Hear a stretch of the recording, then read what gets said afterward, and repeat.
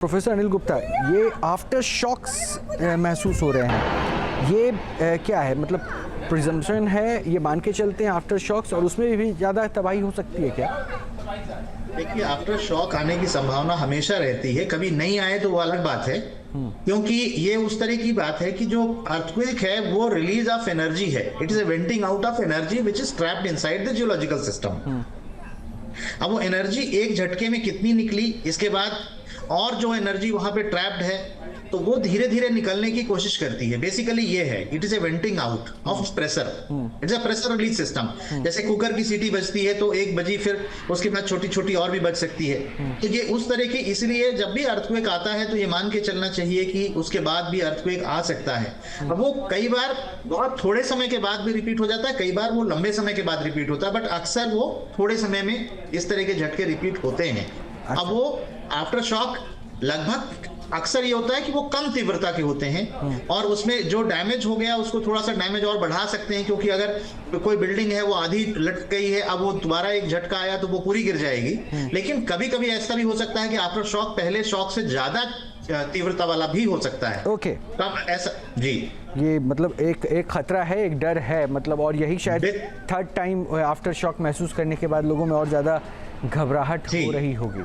आदित्य सरकार साहब, ये आफ्टर शॉक वाकई मतलब चैलेंजिंग तो है। ऐसे सिनारियो में किस तरह से लोगों को रिएक्ट करना चाहिए? क्योंकि अभी गवर्नमेंट वहाँ पे लोगों को दफ्तर से, घरों से बाहर निकाल रही है। इतनी ज़्यादा नहीं होती है तो घबराने की बात नहीं है। आपने पहले भी जो देखे हैं, जो भी अर्थक्वेक हुए हैं, उनमें भी आफ्टर शॉक रहते हैं। और आफ्टर शॉक्स बेसिकली, जैसे सर बोल रहे हैं, अनिल सर बोल रहे हैं कि ये एक तरह से क्या है, रिलीज ऑफ एनर्जी है, जो बची हुई रेसिडुअल एनर्जी है वो रिलीज हो रही है। तो घबराने की बात नहीं है। अगर आफ्टर शॉक होंगे, समय के साथ जितने आफ्टर शॉक आएंगे उनकी क्षमता और तीव्रता कम होती जाएगी। तो आई थिंक जो सबसे भयावह स्थिति थी वो गुजर चुकी है, और अभी जो है स्थिरता की तरफ और जो है रिलीफ की तरफ जैसे जो काम है वो जल्दी करने की ज़रूरत है। ओके सर, मैं ये मानूं कि रिलीफ की स्थिति है, प्रोफेसर अनिल गुप्ता, जो आदित्य जी कह रहे हैं? क्योंकि डर तो अभी है, ये तबाही के जो तस्वीरें आ रही है वो तो किसी को भी डरा ही रही होगी वहाँ पे। बिल्कुल, और इसीलिए जो अभी जो कार्य है वो यही है कि लोगों को वापस से तुरंत घर पे नहीं जाने दिया जाए और लोगों को बाहर रखा जाए। क्योंकि पता नहीं अभी किस तीव्रता का भूकंप अभी दोबारा से आ सकता है। और जो बिल्डिंग अभी लग रहा है कि वो पूरी तरह से क्षतिग्रस्त नहीं है, अगर लोग वहां पर हैं और वो बिल्डिंग ढह सकती है या उसमें कुछ नुकसान हो सकता है, तो जब सबसे पहली चीज होती है कि जान माल का नुकसान हम बचा लें। और कोई जो क्रिटिकल इंफ्रास्ट्रक्चर है हमारे, जैसे कि हॉस्पिटल्स हैं या कोई जो न्यूक्लियर पावर सिस्टम्स होते हैं हमारे, या ये इन चीजों को क्षति कम से कम पहुंचे या ना पहुंचे, क्योंकि इनसे मल्टीपल जो डैमेज है वो हो सकता है, इससे और अधिक नुकसान हो सकता है। तो जो प्राथमिकता होती है वो ये होती है। और इसके बाद फिर जो दबे हुए लोग हैं, फंसे हुए लोग हैं, और अगर किसी की डेथ हुई है उसमें, तो जो डेड बॉडीज हैं तो उनका एक प्लान होता है कि पहले जो जीवित हैं उनको निकालिए, इंजर्ड हैं उनको निकालिए, और उनको ट्रीटमेंट के इंजरी का भी डिफरेंट ग्रेड्स हैं, वो देख करके उनको फर्स्ट एड किसको देना है, किसको हॉस्पिटलाइज करना है, किसको क्रिटिकल केयर में लेके जाना है, और जो डेड बॉडीज हैं उनका क्या करना है, तो उनका भी पहचान होना, और ये पता करना कि क्या वो पूरी तरीके से मृत हैं या उनमें अभी वो जीवन है उसके अंदर। तो ये बहुत बड़ा काम होता है, लेकिन इसके लिए इतनी अच्छी प्रशिक्षण आपदा प्रबंधन की होती है, उतना ही सही काम होता है। तो अब ये इमरजेंसी रिस्पॉन्स की स्टेज है बेसिकली, और साथ साथ ये भी देखने की कि आगे कोई झटका नहीं आए, या आए तो हम कैसे उससे सुरक्षित रहें। अच्छा, इनिशियल क्या मैसेज थ्रू होता होगा? क्योंकि देखिए इतने बड़े झटके हैं, जो घर में हैं उनको कहा जा रहा है घर से निकालिए, जो दफ्तर में हैं उनको कहा जा रहा है दफ्तर से निकालिए, और कई बिल्डिंग्स होंगी ना, तो उन सबको आप ऑब्जर्व कैसे करेंगे? मतलब कैसे अभी यहाँ पे किस टाइप की चैलेंजेस सामने आएंगे? देखिए, चैलेंजेस तो हैं इसमें, और चूंकि मीडिया रिस्टोर होता है, मीडिया के साथ रहता है कि भाई जो न्यूज़ मीडिया है वो रिस्टोर रहता है, और लोगों को संदेश देने के तरीके होते हैं। तो वहाँ पे जो प्रशासन है, अब वो उसके जरिए भी लोगों को अनाउंस किया जा रहा है, उसके जरिए भी लोगों को संदेश दिया जा रहा है। और जो भी सिक्योरिटी सिस्टम है उसके जरिए भी लोगों को संदेश दिया जा रहा है। और वैसे भी जो लोग यहाँ पर हैं वो खुद भी इस तरह के संदेश की प्रतीक्षा रहते हैं कि भाई हमको क्या अभी करना क्या है। तो लोग खुद भी इसमें प्रोएक्टिव हैं कि करना क्या है, तो जैसी सूचना मिलती है लोग उसमें सहयोग भी करते हैं। ये आपदा प्रबंधन प्रशिक्षण का एक फायदा होता है। लेकिन इस बात में जो अभी बात ये हुई है कि जिस तरीके का अर्थक्वेक आया है, ये बहुत कई दशकों तक इतना बड़ा अर्थक्वेक नहीं आया था। तो एक कहते हैं कि public has a short memory, वो चीज हो जाती है कि जो चीज घटना हमारे जीवन काल में कभी नहीं हुई या हमने सुना नहीं कि नियर फ्यूचर में, नियर पास्ट में हुआ हो, तो उसके बारे में हमारी सजगता थोड़ी कम हो जाती है। तो ये एक चैलेंज भी है, लेकिन चूंकि हमारा कम्युनिकेशन सिस्टम अभी बहुत अच्छा है, हमारे लिए एक सहयोग की बात है। तो ये अभी तत्परता से काम शुरू हुआ है। अच्छा डॉक्टर आदित्य सरकार, ये जो भूकंप के झटके महसूस हुए, झटके आए, आसपास के इलाकों में भी आए, तो शायद एक स्टडी तो अब इन पे किया जाएगा ना, क्यों झटके महसूस किए गए, वो या इनिशियली शुरू करते हैं या फिर बाद में रिसर्च शोध किया जाता है? देखिए, ज़्यादातर केसेस में बहुत सी एजेंसीज़ हैं, बहुत से संस्थान हैं जिन्होंने पूरे दुनिया भर में जो भूकंप प्रभावित क्षेत्र हैं, उनकी जो ऐतिहासिक भूकंपों की जो संरचना है, उन पे कार्य किया है और उसके हिसाब से उन्होंने जोन्स बनाए हैं। जैसे इस क्षेत्र को उन्होंने जोन 4 में डाला है जितना मैं जानता हूँ। और जो ये बिल्कुल सर कह रहे हैं कि ये दशकों में आने वाले भूकंपों में है। जैसे भुज का भूकंप हम 25 साल के करीब होने को आ गया है, हम आज भी याद करते हैं, उसकी तीव्रता लगभग इतनी ही थी। और ये भूकंप जो है, एक तरह से जो भी स्टडीज हुई हैं, जो भी काम हुआ है, उसमें और एक दायरा, एक और डायमेंशन जोड़ने का काम करेगा।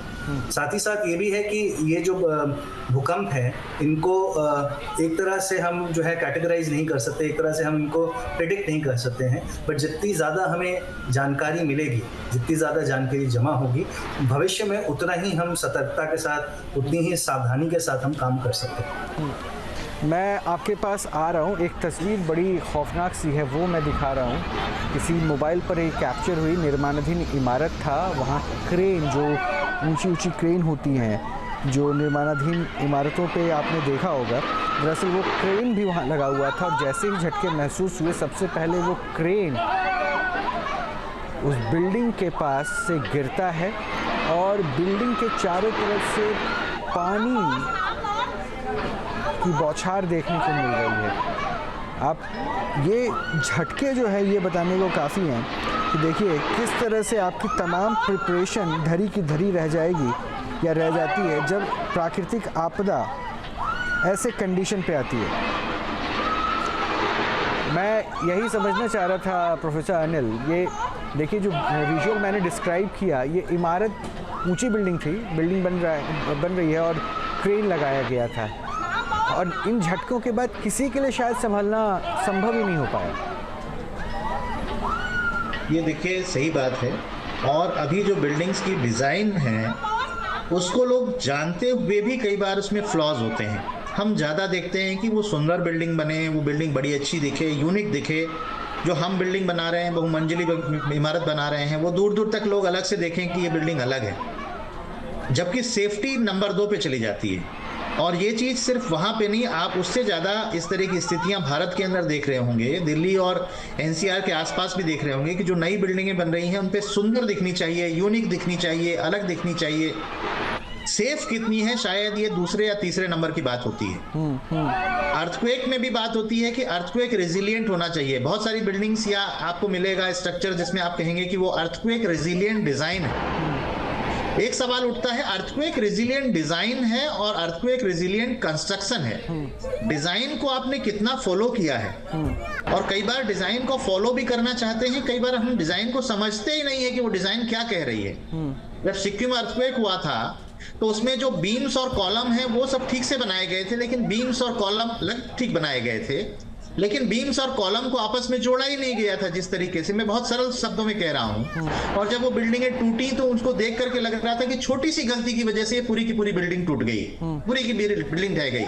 तो इन बातों को भी समझना कि कितना सही प्रशिक्षण हमारे इंजीनियर्स का और जो मैसन है उनका हुआ है अर्थक्वेक रेजिलिएंट बिल्डिंग के लिए, क्योंकि जो ओनर है या जो कॉन्ट्रैक्टर है वो शायद टेक्निकली उतना क्वालिफाइड नहीं हो, तो उसका भी प्रशिक्षण, और जो इंजीनियर्स हैं, आर्किटेक्ट्स की छोटी सी छोटी बातों को कई बार हम शॉर्टकट में इग्नोर कर देते हैं, और इसकी वजह से इस तरह की चीजें होती हैं। फिर बिल्डिंग के रूफ टॉप पे इस तरह से लोड क्रिएट करना, स्विमिंग पूल बनाना, और जो जैसे आप अपने क्रेन वाली बात अभी बताया, बहुत सारी बिल्डिंग्स के ऊपर क्रेन, वो क्रेन का कितना वेट खुद का है, और ये सब चीज़ों को देखने की ज़रूरत है कि क्या एडिशनल सपोर्ट सिस्टम की ज़रूरत है ताकि वो भूकंप अवरोधी हो सके। तो ये बातें बहुत ही महत्वपूर्ण है, और भारत में भी ऐसी बिल्डिंग्स बहुत सारी हैं, हमारे एनसीआर में भी हैं, और अगर 7.7 का अर्थक्वेक वहां पे इस तरह से तबाही ला रहा है, तो अगर यहाँ पे ऐसी कोई घटना को हम सोचे तो शायद यहाँ पे तबाही उससे कई गुने ज्यादा होगी, ऐसा सोच के चलना चाहिए। ये एक बहुत बड़ा भय या डर की बात है,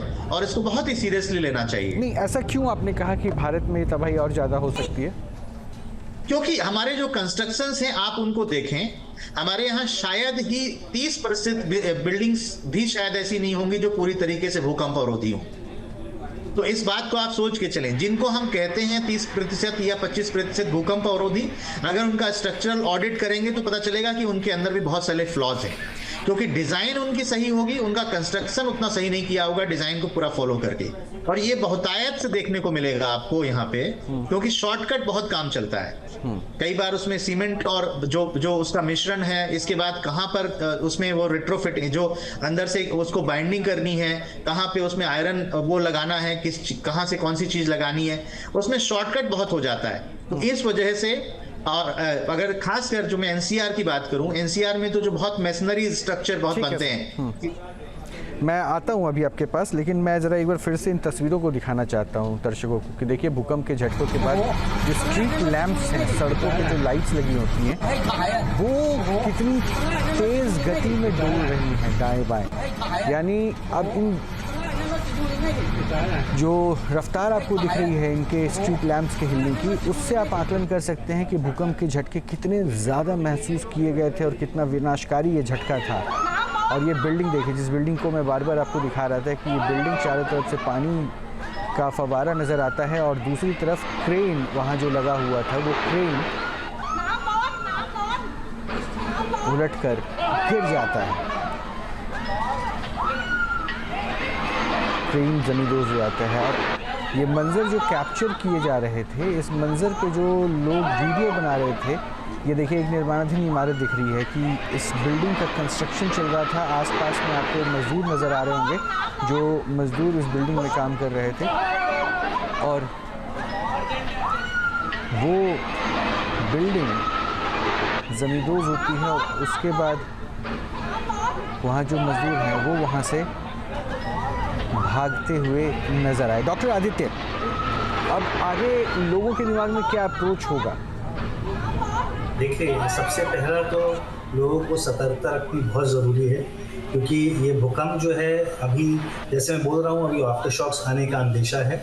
हालांकि आफ्टर शॉक्स की जो है तीव्रता और क्षमता दोनों ही कम रहेगी, बट ऑलरेडी जो डैमेज हो चुका है वो उसमें और ज़्यादा एक तरह से और ज़्यादा दबाव डाल सकता है। तो लोगों को सबसे पहले तो अपने आप को सुरक्षित रखना ज़रूरी है, अपने आसपास सुरक्षा रखनी ज़रूरी है, जान माल की जो नुकसान हुआ है उसको आंकलन करना ज़रूरी है, और इससे जो है जो भी जानकारी इकट्ठा हुई है सरकारों को, और जो वैज्ञानिक जो हमारे मित्र हैं वहाँ म्यांमार में विशेष इलाके में, उसको इसके आधार पे अब बेहतर जो है डेवलपमेंट के प्रोस्पेक्ट हैं, या जो बिल्डिंग कंस्ट्रक्शन की जैसे सर बात कर रहे हैं, उन चीज़ों पे ध्यान देना भी बहुत ज़रूरी है। पर इस समय सतर्कता और सावधानी जो है दो स्तंभ हैं जिन पे लोगों को अपने ऊपर ध्यान रखना पड़ेगा, और उम्मीद करते हैं कि इसका जो है और बुरा असर और इससे ज़्यादा बदतर ना हो चीज़। तो मेरे साथ मेहमान जुड़े हुए हैं, लेकिन मैं आपको उस बिल्डिंग की तस्वीर दिखा रहा हूं, क्योंकि जब ये झटके महसूस हो रहे थे, कुछ लोग दफ्तर में थे, कुछ लोग घरों पे थे, कुछ सड़कों पे थे, वो इन झटकों को महसूस करने के बाद मोबाइल पर कुछ लोगों ने उन वीडियोस को भी कैप्चर किया ताकि इस घटना को